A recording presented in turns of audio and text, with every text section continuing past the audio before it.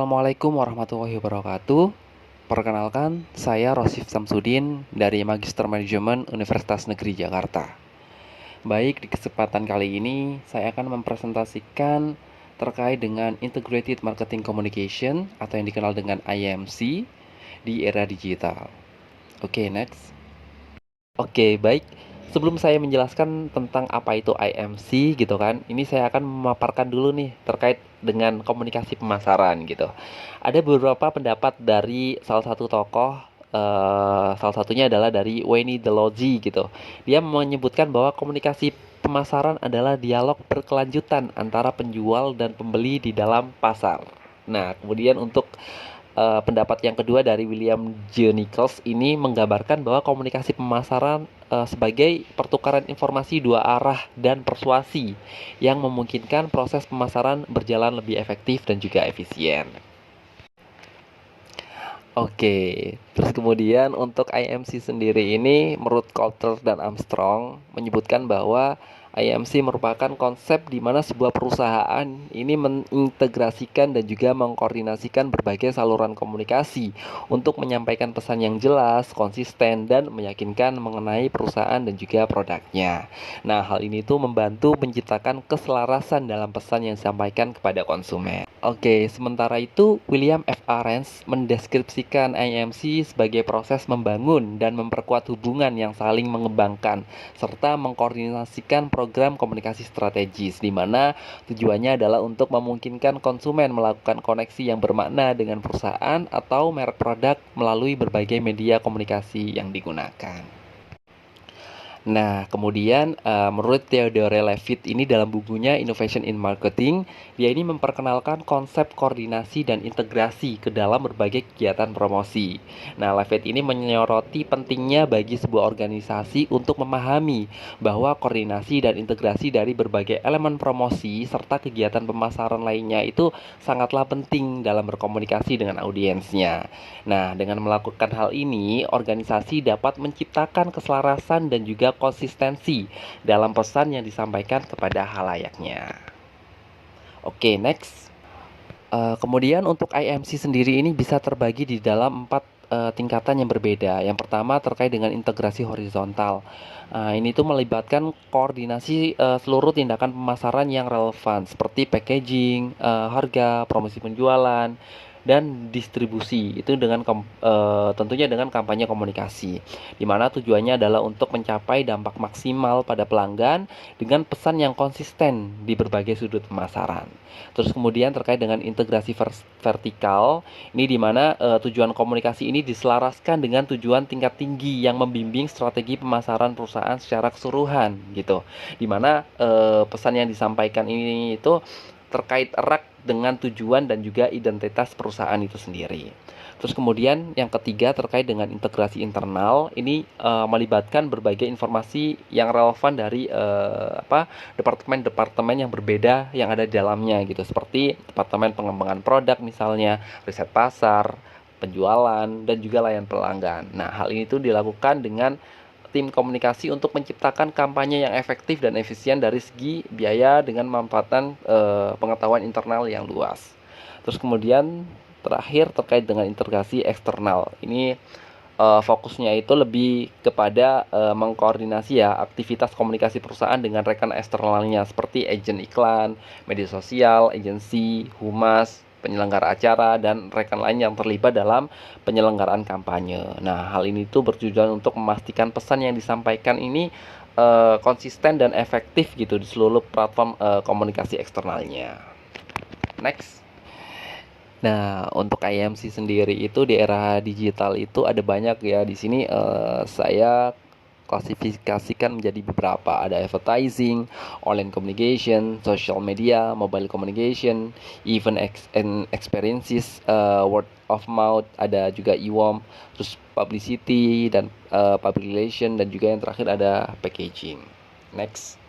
Oke, baik untuk IMC yang pertama adalah advertising atau iklan gitu. Nah, di sini saya mengklasifikasikan menjadi beberapa, ada iklan televisi, cetak, radio, online dan juga place gitu. Nah, untuk iklan ini sendiri dengan berbagai media yang ada ini pastinya mempunyai kelebihan dan juga kelemahan di masing-masing media yang digunakan. Seperti contohnya televisi gitu ya. Ini iklan contoh iklan mie sedap gitu. Kalau menggunakan televisi ini otomatis dia dapat menunjukkan atribut produknya secara langsung gitu karena bentuknya kan audiovisual gitu. Nah, jadi dapat menjelaskan manfaat juga kepada konsumennya. Terus kemudian dapat melihat secara langsung bagaimana dramatisasi yang dilakukan melewat iklan seperti itu ya. Kita jadi bisa merasakan elemen-elemen abstrak lainnya di situ seperti itu. Terus kemudian karena televisi ini juga kan jangkauannya otomatis jauh lebih luas juga gitu ya dan dapat terikat selama siaran berlangsung pada acara-acara tertentu seperti itu. Terus kemudian kalau iklan melalui media cetak ini eh, pembaca dapat mengkonsumsinya dengan kecepatan mereka sendiri jadi bisa diatur gitu ya mau membaca secara cepat mau membaca secara pelan itu bisa disesuaikan dengan pembaca gitu ya dan di sini juga biasanya menginformasikan produk itu juga secara rinci gitu ya karena melalui tulisan gitu terus kemudian untuk cetak ini contohnya adalah majalah, surat kabar seperti itu ya. Terus kemudian melalui radio itu kelebihannya adalah fleksibilitasnya gitu ya. Karena stasiun radio ini sangat terarah gitu ya. Jadi bisa didengar di mana aja gitu kan. Bahkan kalau sekarang radio itu jadi kita nggak harus standby kayak televisi gitu ya harus lihat gitu ya. Nah, kalau radio cukup kita mendengarkan aja seperti itu. Terus kemudian kalau di radio juga iklan relatif cenderung lebih murah daripada iklan di televisi yang jauh lebih mahal gitu ya. Dan dengan waktu penayangan yang singkat ini memungkinkan juga respon yang cepat gitu ya. Saat itu juga seperti itu. Terus kemudian yang keempat adalah iklan melalui online. Nah, ini perkembangan lebih lanjut lagi ya di mana ini malah kita bisa melihat jumlah pengunjung seperti itu ya, total kunjungan, durasi kunjungan gitu, aktivitas dan sebagainya gitu. Terus kemudian dari data-data ini tuh memungkinkan perusahaan itu menguji apakah pesan yang disampaikan atau iklan disampaikan itu efektif atau enggak gitu. Nah, terus kemudian apa namanya? Iklan ini juga bisa dipasang berdasarkan keyword-keyword yang telah ditentukan atau kata kunci. Biasanya juga kalau lewat media sosial juga bisa pakai hashtag dan sebagainya seperti itu. Terus kemudian untuk place ini ada beberapa hal ya.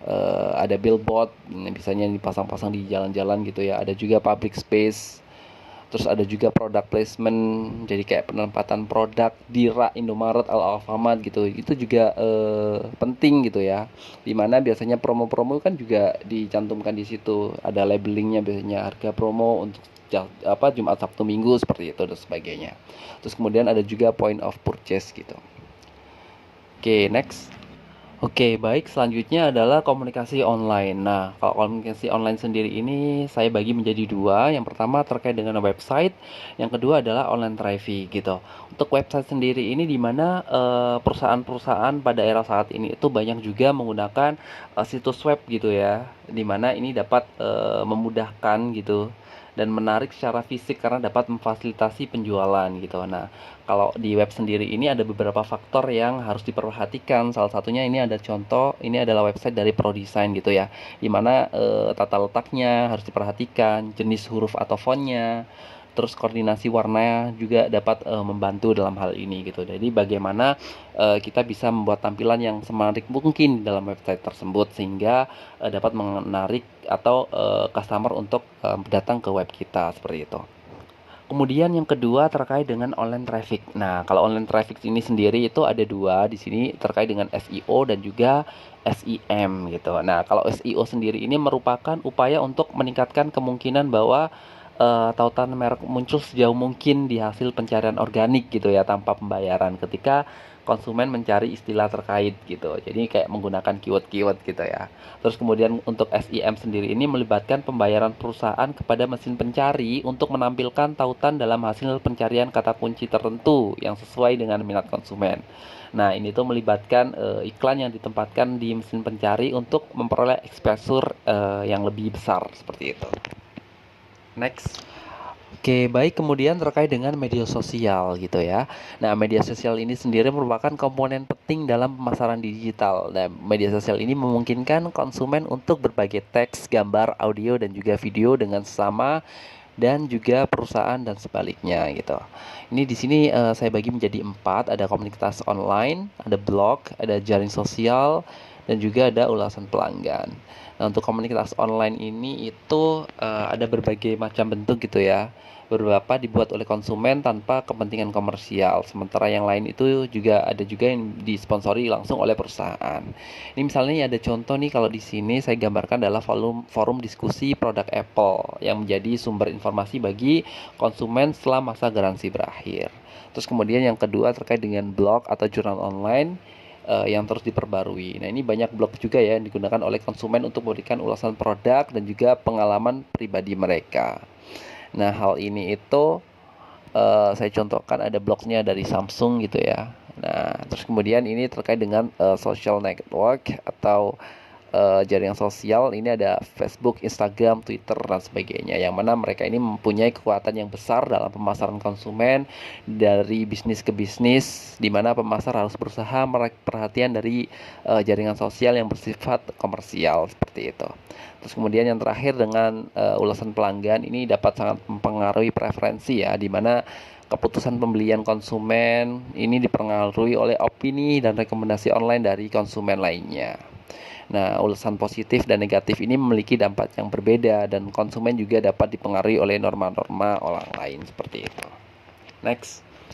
Oke, baik. Kemudian yang selanjutnya adalah komunikasi seluler. Nah, ini merupakan bentuk pemasaran interaktif yang semakin penting ya, di mana pemasar ini dapat menggunakan pesan teks, aplikasi, dan juga iklan untuk berhubungan dengan konsumen melalui smartphone, tablet, dan juga perangkat wearable mereka.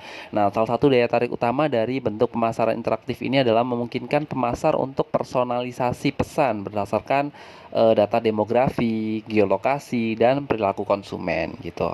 Jadi apa-apa yang menjadi preferensi dari pengguna gadget itu sendiri gitu nanti yang akan ditampilkan gitu di sosial media mereka misalnya, atau di aplikasi dan sebagainya gitu. Nah, ini dari David Bell sendiri mengidentifikasi 4 karakteristik unik gitu ya dari perangkat seluler, di mana yang pertama terkait dengan unik gitu ya dengan satu pengguna, terus kemudian selalu aktif karena selalu dibawa gitu kan kemana-mana gitu, terus kemudian memungkinkan konsumsi instan sebagai saluran distribusi dengan pembayaran, terus kemudian komunikasi seluler ini juga sangat interaktif, memungkinkan pelacakan lokasi, pengambilan gambar serta video dengan konsumen melalui smartphone, tablet, dan perangkat-perangkat lainnya seperti itu. Next. Oke, selanjutnya adalah terkait dengan event dan experiences gitu ya. Nah, ini ada beberapa contoh di sini yang saya tampilkan. Ini kalau event ini memang saat ini juga banyak dilakukan oleh beberapa perusahaan untuk memasarkan produk mereka, di mana di sini mereka menampilkan atau mendisplay produk mereka. Misalnya contoh dari Toyota misalnya ya, ini mereka mendisplay atau menampilkan produk-produk mereka secara langsung yang bisa langsung dirasakan oleh customer saat itu juga. Jadi customer bisa melihat, bisa mencoba. Jadi situ juga ada experience yang dialami oleh calon konsumen gitu. Terus untuk contohnya lagi adalah produk dari Samsung nih misalnya, kalau misalkan ke galeri biasanya gitu kan, kita ada juga handphone yang dipakai buat contoh gitu ya, dimana kita bisa memakainya, oh ternyata fitur-fiturnya seperti ini. Nah, di situ juga ada experience yang calon customer lakukan seperti itu, di mana hal ini dapat menarik pengguna atau konsumen untuk membeli produk tersebut. Next. Oke, selanjutnya adalah word of mouth atau WOM. Nah, ini mungkin biasa kita lakukan gitu ya. Setelah kita mencoba produk atau membeli suatu produk gitu. Biasanya kita selalu cerita nih kepada teman kita atau saudara kita gitu. Oh, ternyata produk tadi tuh enak gini gini gini. Nah, kita biasanya menceritakan hal itu gitu ya. Kalau WOM sendiri ini nih beredar dari mulut ke mulut yang lain gitu ya, misal dari kita ke keluarga kita, ke sahabat kita, ke teman kita, kayak gitu ya. Nah, untuk perkembangan dari WOM sendiri ini ada yang disebut dengan e-WOM atau Electronic Word of Mouth gitu.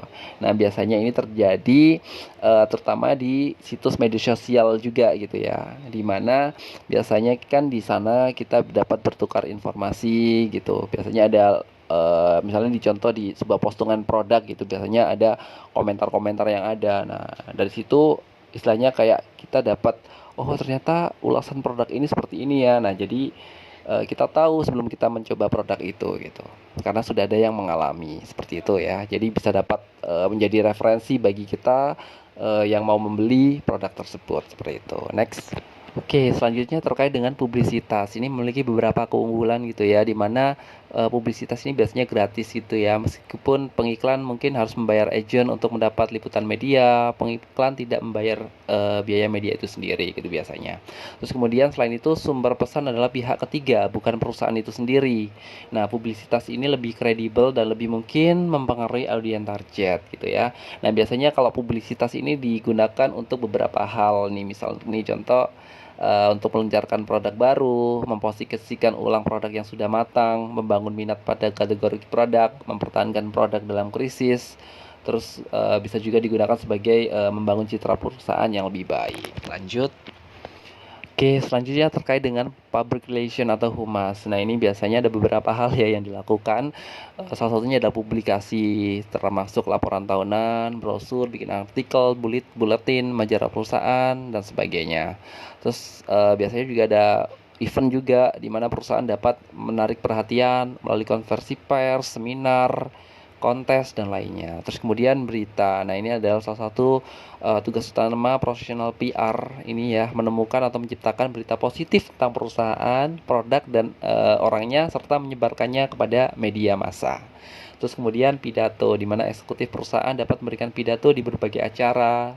Nah, di sini juga berkaitan dengan membangun citra perusahaan gitu ya. Terus kemudian kegiatan pelayanan publik ini di mana perusahaan dapat membangun reputasi baik dengan menyumbangkan uang, waktu untuk tujuan sosial tertentu. Terus kemudian sebagai media identitas di mana identitas visual perusahaan ini seperti logo, alat tulis, brosur dan lainnya dapat membantu dikenali oleh masyarakat. Lanjut. Oke, yang terakhir adalah terkait dengan packaging atau kemasan. Nah, ini ada beberapa hal gitu ya di bawah ini. Kenapa sih packaging itu penting gitu? Yang pertama adalah terkait dengan visibility gitu, di mana packaging ini dapat membantu produk menonjol di tengah informasi yang berlimpah. Nah, sebagai diferensiasi juga membantu membedakan produk dari pesaing. Yang kedua, ini seperti yang saya sebutkan tadi terkait dengan diferensiasi, di mana ini dapat membantu menyampaikan nilai produk dengan jelas kepada konsumen karena ada perbedaannya. Jadi misalnya contoh ya, ketika kita melihat produk Aqua, produk Fit, Ades dan sebagainya gitu ya, kita pasti sudah tahu nih, yang biru ada gambar gunungnya, itu pasti Aqua gitu ya.